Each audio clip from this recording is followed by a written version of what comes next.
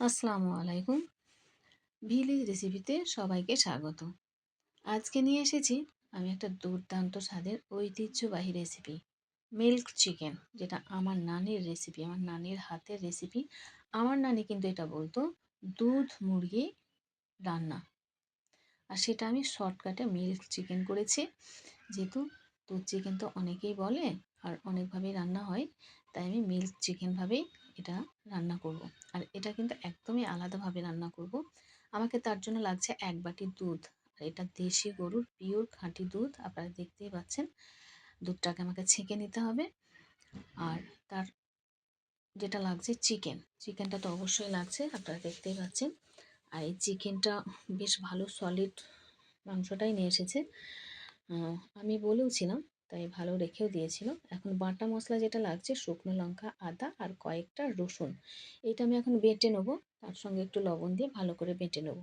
লবণটা দেওয়ার কারণ হলো ব্লেডগুলো ভালো ধার থাকবে, তাই আমি লবণটা সব বাটা মশলাতেই দিই। এখন আমি চিকেনগুলোকে গুছিয়ে নিচ্ছি, কারণ চিকেনটা আমি ম্যারিনেট করব। আর তার জন্য যেটা লাগছে, সাদা তেল, সরিষার তেল, আর লাগছে ঘি, মানে কয়েক চামচ ঘি। আর তার সঙ্গে আমার যেগুলো লাগছে, পেঁয়াজ, দু রকমের পেঁয়াজ কুচিয়ে রাখা আছে। একটা আছে বেরেস্তার জন্য, এটা বেরেস্তার জন্য রাখা আছে, আর একটা মাংসতে দেওয়ার জন্য রাখা আছে। আর যা মশলা যেগুলো লাগছে সেগুলো হলো এই যে হলুদ গুঁড়ো, গরম জিরে, ধনে, গোলমরিচ গুঁড়ো আর গরম মশলা গুঁড়ো, এইগুলো লাগছে। আর লাগছে কাঁচা লঙ্কা, আদা, কাঁচা লঙ্কা, এই আদা, শুকনো লঙ্কা আর রসুন বাটা। আর লাগছে গোল, লবঙ্গ, দারচিনি, এলাচ, চিনি আর তেজপাতা। এই কয়েকটা লাগছে ফোড়নের জন্য। তো এই মশলাগুলোর মধ্যে এগুলোই লাগছে। আর লাগছে দুধ, যেটা লাগছে সে অবশ্যই লবণটা তো লাগছেই পরিমাণ মতো। আর দুধ আর দই, এই দুটো জিনিস লাগছে। দইটা আমি 3 চামচ নিয়ে নিয়েছি, এই যে এই চামচের 3 চামচ দই নিয়েছি। আর 250 গ্রাম দুধকে আমি জাল দিয়ে রেখে দিয়েছি মাখন সহ। এটা আমি মিক্সারে একবার ঘুরিয়ে নেব। এই যে দেখতেই পাচ্ছেন মাখনটা উপরে ভেসে গেছে। তো দুধটা আমি ঘুরিয়ে নেব। এখন আমি চিকেনটা রেডি করে নিচ্ছি, কারণ চিকেনটা কিছুক্ষণ ম্যারিনেট করে আমাকে রাখতে হবে। তাই আমি কিছুক্ষণ চিকেনটা রেখে দেবো। এখন আমি ম্যারিনেট করে নিচ্ছি, কারণ হলুদ দিলাম, তারপর জিরে গুঁড়ো দিলাম, তারপর লবণ দেবো, একটু আদা রসুন বাটা দেবো, সরিষার তেল দেবো কয়েক চামচ, আর দেবো দই। দইটা ভালো করে দিয়ে আমি মাংসটা মেখে নেবো। দইটা অবশ্য সবটাই দিয়ে দিচ্ছি, 3 চামচই রাখা আছে। সবটাই দিয়ে আমি ভালো করে ম্যারিনেট করে নেব। তারপর কিছুক্ষণ আমি রেখে দেবো। তারপর আমি চলে আসবো রান্নার জায়গায়। সত্যি কথা বলতে এই দুধ চিকেনটা আমার নানির হাতের রেসিপি। আর এটা একদমই নতুনত্ব, মানে আমাদের কাছে নতুনত্ব, যেহেতু অনেকটা পুরনো রান্না। আর সেটাই আমি আজকে তুলে ধরেছি, ঐতিহ্যবাহী রান্না। তো যাই হোক, এখন আমি চুলোতে রান্না করতাম, যদিও বা আমার নানি চুলোতে রান্না করতেন। আর সেই চুলোতে আমিও রান্না করতাম। কড়াইগুলো দেখেই বুঝতে পারছেন আমিও চুলোতেই রান্না করি, কিন্তু চুলোতে ঝড়ে বৃষ্টিতে ভিজে গেছে। তাই আমি এখন ইন্ডাকশানে রান্না করছি। প্রথমে সাদা তেল দিলাম, তেজপাতা দিলাম, তারপর চিকেনগুলো দিয়ে আমি লাল করে ভেজে নেব।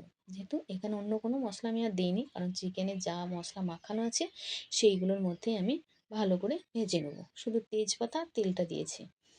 এখন আমি ভালো করে লাল করে ভেজে একটা বাটিতে তুলে নেব।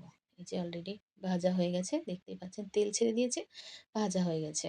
তেল ছেড়ে দিয়েছে মানেই ভাজা হয়ে গেছে। ওটা খুব কড়া করে ভাজলে কী হবে, মাংসটা শক্ত হয়ে যাবে, তাই ভেতরে জুসিটা থাকবে না।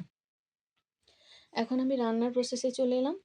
তারপর আমাকে যেটা লাগছে সাদা তেল, এই যে আমি সাদা তেল দিলাম, 2 চামচ ঘি দেব।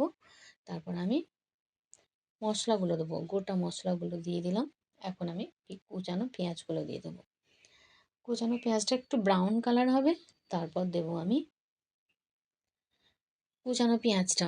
বাকি যে পেঁয়াজগুলো রাখা আছে সেই পেঁয়াজটা আমি এখন দিয়ে দেবো। তারপর পেঁয়াজটা দেওয়ার পরে বেশ কিছুক্ষণ নাড়াচাড়া করার পরে আমি বাকি মশলাগুলো দেবো, যেমন আদা রসুন বাটা, লবণ, হলুদ, জিরে গুঁড়ো, বাকি যত মশলা আছে সমস্ত মশলাগুলো একটু একটু করে দেবো, বেশি দেবো না।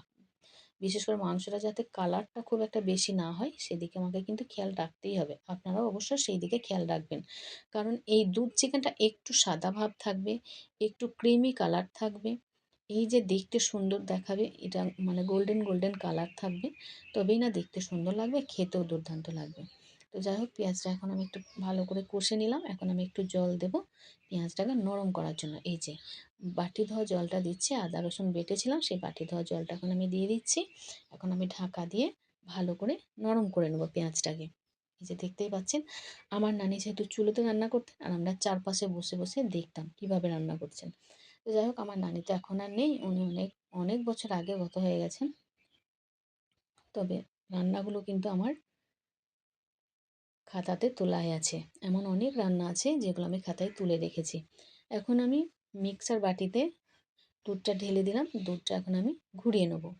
আর ঘোরানোর পরে দেখতে পাচ্ছেন একটা কত সুন্দর একটা ব্যাপার হয়েছে। ঠিক মানে ক্রিম যেটা হয়, ফ্রেশ ক্রিম যেটা হয়, ঠিক সেরকম লাগছে দেখতে। তো যাই হোক, রান্না প্রায় পেঁয়াজটা এই যে নরম হয়ে গেছে, দেখতেই পাচ্ছেন খুব সুন্দর নরম হয়ে গেছে, কষাও হয়ে গেছে। এখন আমি মাংসটা পেঁয়াজের মধ্যে ঢেলে দিচ্ছি। তারপর আমি বাকি যে তেলটা রয়েছে তেলটাও কিন্তু আমি ওর সঙ্গে ভালো করে দিয়ে দিচ্ছি। যেহেতু এই তেলটা তো নষ্ট হবে, তাই আমি ভালো করে দিয়ে দিচ্ছি।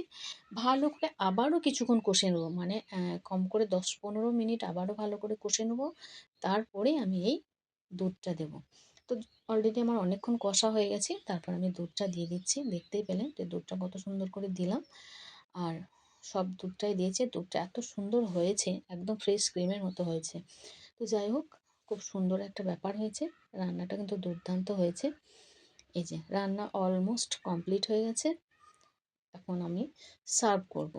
তো তার জন্য আমি সাদা ভাত মানে বাসমতি চালের ভাত করে রেখে দিয়েছি।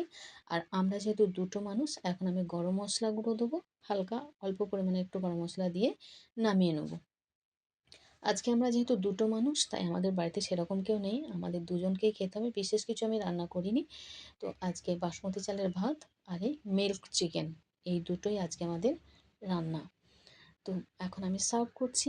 এই যে বাসমতি চালের ভাত, দেখতেই পাচ্ছেন খুব অল্প পরিমাণে ভাত করেছি, আর চিকেন, আর এই যে সেই মিল্ক চিকেন, দেখতে যতটা সুন্দর হয়েছে, খেতে কিন্তু দুর্দান্ত হয়েছে। যদি আপনাদের এই ভিডিওটা ভালো লেগে থাকে, অবশ্যই আপনারা লাইক, কমেন্ট, শেয়ার এবং সাবস্ক্রাইব করবেন, পাশে থাকবেন।